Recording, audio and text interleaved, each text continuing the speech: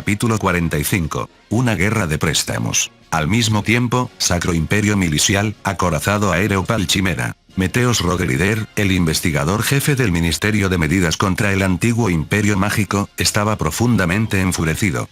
Su orgullo había sido pisoteado incluso antes de que comenzara el combate, y su rostro estaba completamente enrojecido. Pobre idiota. Solo necesitó escuchar eso para ponerse en ese estado. Parece que su punto de ebullición era sumamente bajo, ya fuera en una discusión o en una pelea. Desde su juventud había sido propenso a caer fácilmente en este tipo de provocaciones. El pecado de haberme insultado llamándome idiota se pagará caro. Gritó Meteos hacia el oficial de armamento, furioso por el corte de la comunicación. Oficial de armamento, lancen un ataque de saturación contra ellos. Denles una lección con nuestros proyectiles mágicos de luz antibuque. A la orden. Ante la orden de Meteos, la tripulación cargó energía en los última de uso antibuque, completando los preparativos de lanzamiento. Carga de maná completada. Proyectiles mágicos última, fuego. Fuego. En el momento en que se completó la carga, se dio la orden de disparo. De inmediato, las estructuras superiores del Pal Chimera emitieron un resplandor cegador y dispararon esferas de cristal que brillaban con una intensa luz azul. A continuación, abran la bodega de bombas inferior. Suelten las bombas planeadoras. Entendido. Bombas planeadoras lanzadas. En paralelo a los proyectiles última, se abrió la bodega de carga del Pal Chimera. Desde allí se deslizaron las bombas planeadoras que habían sido desarrolladas y fabricadas en masa basándose en documentos de Japón. Las bombas desplegaron sus alas, bautizadas como Nia Civil por el significado de pequeña civil, y descendieron planeando por el aire, dirigiéndose hacia la flota de Mu. Al mismo tiempo, Ejército de Tierra de la Federación de Mu, 77 Grupo de Combate del Regimiento de Tanques. Incluso desde tierra, el ejército podía observar cómo la armada de Mu y el acorazado aéreo habían entablado combate. Tras haber terminado de sofocar a las guerrillas y partisanos, el 77 Grupo de Combate se había concentrado en unos almacenes cerca del mar. El coronel Shiger, comandante del grupo de combate, observaba la batalla naval con binoculares mientras terminaba de ejecutar a los prisioneros. Coronel, la ejecución de los prisioneros ha sido completada. Entendido. Tras recibir el informe de su subordinado, Shiger continuó observando el horizonte. La armada parece estar pasándolo mal. Sí, señor. A este paso, el regimiento de misiles tierra-mar que queda también podría sufrir daños. Shiger murmuró sus impresiones mientras observaba el combate desde el muelle. En realidad, la lucha entre la flota de Mu y el acorazado aéreo estaba casi igualada. O mejor dicho, era un estancamiento donde a ambos bandos les faltaba el golpe decisivo. Me gustaría apoyarlos desde aquí, ¿qué opinas? Los cañones de nuestros tanques no tienen suficiente alcance, señor. Esa nave tiene un armamento abrumador. Si nos detectan, contraatacarán de inmediato, me gustaría tomarlos por sorpresa si es posible. Shiger reflexionó un momento y miró hacia atrás. En ese almacén se ocultaba y reabastecía casi toda la fuerza del 77 Regimiento, y lo primero que vio fue a la unidad de artillería de cohetes. Muy bien, usaremos eso. Shiger esbozó una sonrisa astuta mientras terminaba de trazar un plan de ataque sorpresa en su cabeza. Al mismo tiempo, Armada de la Federación de Mu, Flota del Distrito Central, no se rindan. Si bajamos la guardia, perderemos. La flota del Distrito Central de la Armada de Mu libraba una batalla pareja contra el acorazado aéreo. Estrictamente hablando, dado que el enemigo era una sola nave, la desventaja real era para la flota del Distrito Central. El Layuki ha sido alcanzado. Su avance se ha detenido. El Lacuace se ha quedado sin munición. Se retira de la línea de frente. Los daños empezaron a ser evidentes. Las naves dañadas intentaban retirarse hacia la retaguardia, en dirección al canal, pero esto solo reducía la capacidad de fuego de la flota. Mientras tanto, el acorazado aéreo enemigo no daba señales de tregua. Con sus misiles mágicos, sus cañones inferiores y sus bombas planeadoras, abrumaba a la flota de Mu por puro volumen de fuego, manteniéndola inmovilizada por sí solo. ¿Es que ni siquiera con el poder de Japón podemos vencer a las armas de la antigüedad? Justo cuando Raider pensó eso, la desesperación aumentó. Reacción en el radar. Rumbo 150, se aproxima otro acorazado aéreo. ¿Qué? El infortunio de la flota del Distrito Central parecía no tener fin. Al mismo tiempo, acorazado aéreo Pal Chimera. Parece que tienes dificultades. Te daré apoyo. Has llegado, Wallman. Una voz familiar sonó a través de la comunicación mágica.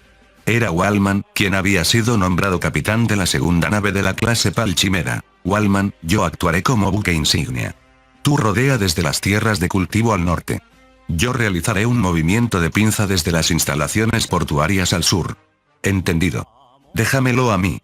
Meteos dio instrucciones concisas y los dos Pal Chimera se desplegaron para flanquear a la flota del Distrito Central, concentrando todo su fuego sobre el enemigo. El Pal Chimera de Meteos sobrevolaba cerca de los almacenes del puerto para enfocar su potencia de fuego. Fue en ese momento cuando ocurrió. Capitán. Hay unidades enemigas en tierra. ¿Qué? Gritó un tripulante que vigilaba el suelo para el bombardeo. Sin embargo, al ser la clase Pal Chimera una nave altamente automatizada, contaba con muy pocos vigías manuales y se dieron cuenta demasiado tarde. Hacia el Pal Chimera de Meteos, una salva de cohetes múltiples de 227 milímetros salió disparada al unísono. Quien había lanzado los proyectiles era el MLRS del 77 Grupo de Combate. Los cohetes, apuntados con precisión, trazaron una parábola y golpearon de lleno el acorazado aéreo. A excepción de 2 que se desviaron en la estructura, los otros 10 impactaron cerca de la bodega de bombas. Las cargas explosivas penetraron el casco, esparciendo llamas mientras despedazaban a la tripulación e incendiaban las bombas planeadoras en el interior. Como resultado, el Pal Chimera sufrió una explosión masiva a solo 200 metros de altura. La magnitud fue tal que la propia unidad terrestre que disparó los cohetes se vio envuelta. Los vehículos volcaron y el personal que estaba a la intemperie fue aniquilado.